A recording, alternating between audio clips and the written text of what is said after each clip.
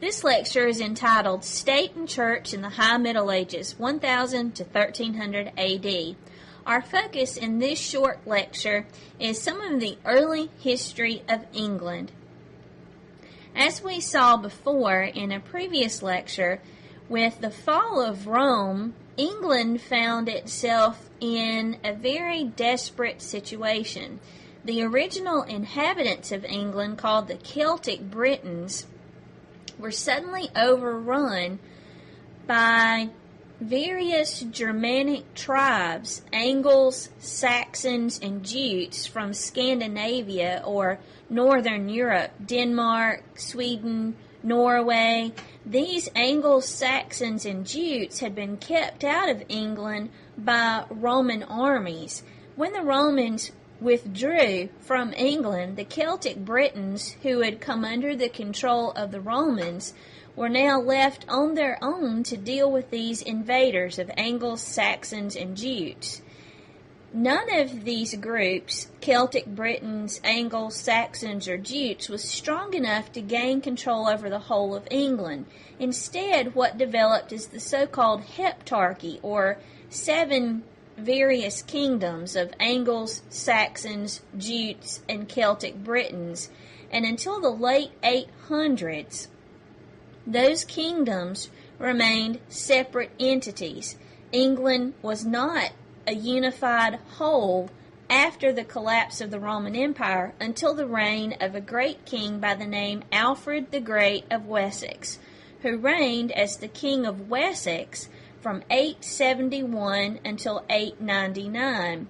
Alfred was a Saxon, and it is believed that he was probably the inspiration for the King Arthur myths, but that gets into stuff of speculation, so we don't know for sure about that. But Alfred's major claim to fame is that he unified all of those 7 distinct kingdoms of Angles, Saxons, Jutes, and Celtic Britons under his leadership from 871 to 899.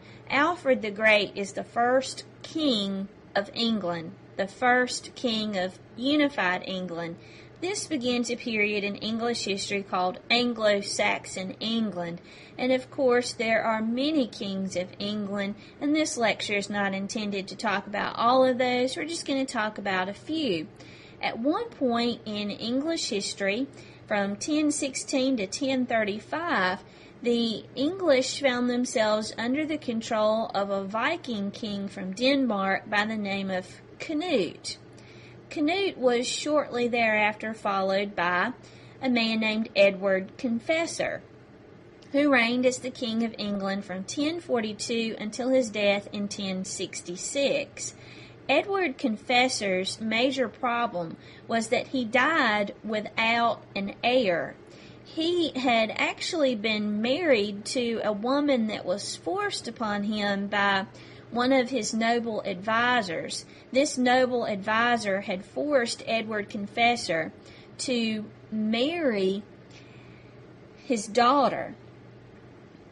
This noble advisor's daughter was forced upon Edward Confessor because Edward Confessor was a very weak individual. He's what historians call a puppet king. It was this one noble advisor by the name of Godwin, Harold Godwin actually, who was the real ruler of England from 1042 to 1066. Edward Confessor was king in title only. He was controlled behind the scenes by this very powerful noble advisor named Harold Godwinson. Harold Godwinson had forced Edward Confessor to marry his daughter. So Harold Godwinson's daughter was by all accounts fairly attractive, but there is no evidence that exists to show that Edward Confessor and his wife ever had an intimate, truly married relationship, and this has been the stuff of debate for generations. Why didn't the two have an intimate relationship? Some have questioned the sexual preference of Edward Confessor.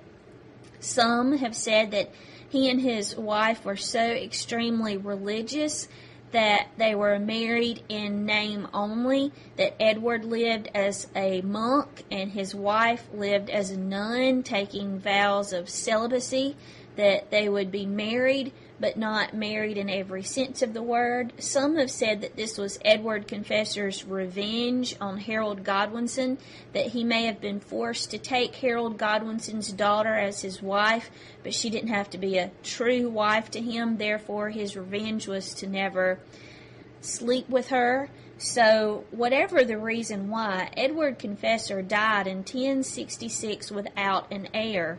And this posed a problem, as always is the case when there is no direct heir for a king. It often results in civil war or hard times for that particular country.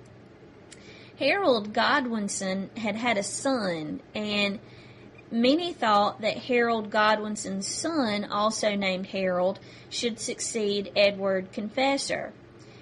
Some thought that perhaps a cousin of Edward Confessor's should be the King of England. I'll introduce him to you in just a second. So, long story short, there are many possible contenders, but there's no direct heir for Edward Confessor.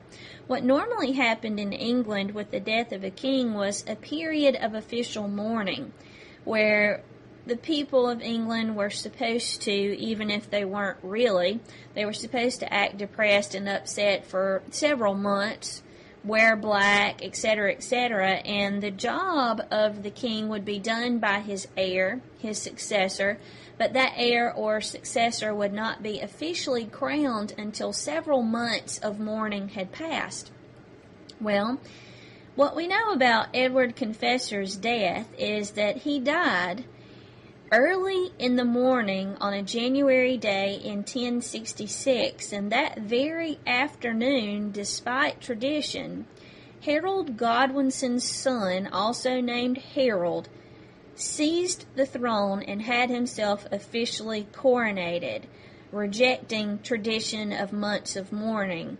So, on January 6th, 1066, the new King of England is Harold II. Why did Harold II skip the official period of mourning, rush to be coronated as king? What he's trying to do here is more or less gain the throne before some other person has time to come out of the woodwork, so to speak, to challenge him for the throne of England. It is telling that the reign of Harold II lasted just from January 6th, 1066 until October 14th, 1066. So we would assume from such a short reign, which lasted just about 10 months, that he must have encountered some problems, and he certainly did. Harold's major challenger for the throne of England was a cousin to Edward Confessor. This cousin was Norman, or actually French. Okay, Norman, saying that this cousin is Norman, means that he comes from Normandy, which was in northern France. So this cousin was not English at all. And this is why some people in England had sided with Harold II. And they said, well, maybe he shouldn't have skipped the official mourning period, but at least he's an Englishman. We don't want a French guy in control of England. But there were others in England, and also in Normandy, who felt that William, the Norman, had a more legitimate claim to the throne because he was a relative by blood. He was a cousin. He was not a relative by marriage, as was Harold II, who had been brother-in-law to Edward Confessor. So, essentially what happens is, over in Normandy, a man named William the Bastard, meaning illegitimate. He was an illegitimate son of a guy named Robert the Devil. But William the Bastard, as he was called, began to put together a force of professional French knights to go to England and claim the throne. William the Bastard, as he was called, began to exchange messages with Harold II, and he pointed out to him I'm a cousin, I'm a blood relative, you should do the right thing and step down and just give me the throne of England, spare your country a war between the two of us. Harold refused these demands. William pointed out, Harold, you also have some land in England and in France because I gave it to you, so technically in the feudal system you are my vassal, you're my servant. As your lord, I demand that you give the throne of England to me. Harold II refused. Ultimately, William and Harold end up in a battle against each other in northern England called the Battle of Hastings on 1066. Harold had a bit of a problem here. He did not have a professional army, unlike William. So Harold, as the King of England and kings before him, had a tendency to just put together a force whenever they needed it. So Harold is told by William that he's coming to do battle with him. And the place that they're going to fight is called Hastings. And Harold has to put together an army to do battle with William. The problem is that this is right smack during the middle of harvesting. And these English peasants are more interested in harvesting their crops than fighting for this guy, Harold II. They have more pressing concerns, bringing in their crops from the fields. So Harold encourages these English farmers, these peasants, to come along with him and fight. So you have to understand he's recruiting as he heads towards Hastings, and at the same time trying to get these peasant farmers equipped with all of the swords that they will need for this battle, trying to train them as they make this march. And by the time actually the Battle of Hastings gets underway, Harold probably had figured out that it was not going to go well because these English peasant farmers were not interested. Many of them fled when the battle started. They didn't want to be there anyway. There were their crops to harvest. Why get killed for something they didn't care about anyhow? So the Battle of Hastings is a complete and total annihilation of Harold II and his forces. In fact, Harold II was killed on the battlefield by an arrow which pierced through his eye. William emerged as the champion at the Battle of Hastings. His name changed, which I'm sure he's grateful for. After 1066, his victory at the Battle of Hastings over Harold II, William was no longer called William the Bastard or William the Illegitimate. Instead, he was called William the Conqueror, or simply William I, who reigned from 1066 to 1087 as the King of England. He is a Frenchman, and it is important to note that from 1066 until the early 1300s, all of the kings of England will be of French descent and French speaking. Some of the kings of England in this period from 1066 to the early 1300s didn't even speak English, and William is a good example of that. William was interested to know what he actually owned in England, what made up this country, how much wealth was in it. So he sent out these guys that we would associate with being sort of like census takers. And these guys went out throughout England, and they would knock on doors and they'd ask, okay, how many rooms are in this cottage? How many people live here? How old are they approximately? People didn't keep up with their birthdays or anything like this at this point. How many pigs? How many sheep? How much acreage do you have? And they tallied all of this information together in what was called the Doomsday Book. And William used this knowledge to divide all of England among the soldiers who had helped him win it. So essentially what happens here is the feudal system is officially brought into England.